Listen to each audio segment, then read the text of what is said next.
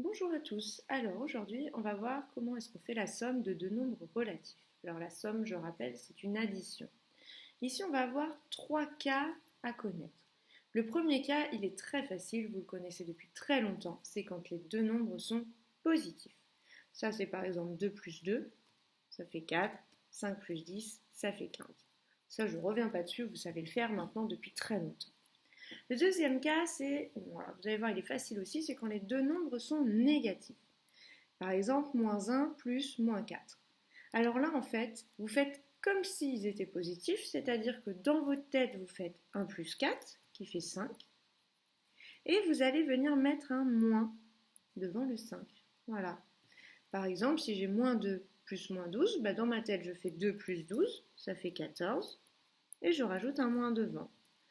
-5 plus -3, je fais dans ma tête 5 plus 3 qui fait 8, et je rajoute un moins devant.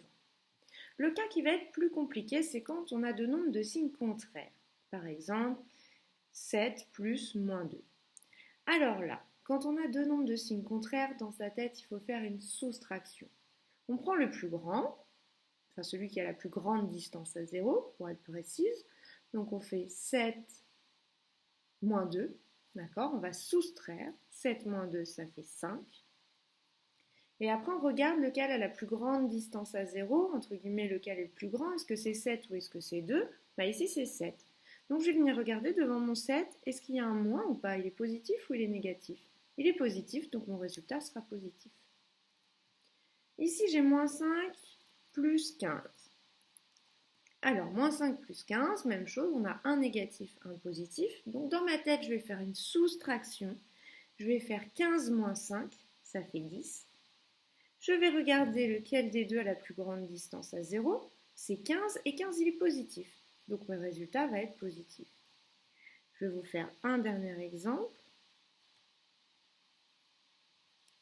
Ici, -8 plus 2. Donc on a un négatif, un positif. Je fais donc dans ma tête 8 moins 2 qui fait 6.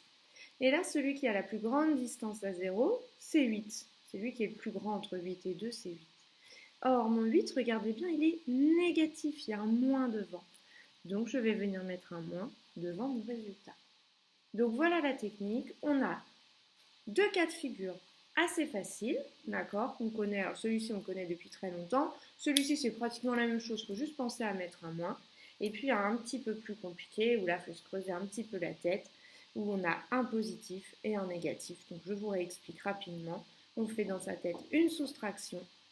Et le résultat, pour savoir s'il est positif ou négatif, on regarde nos deux nombres et on prend le signe de celui qui a la plus grande distance à 0. Et voilà, à vous de jouer.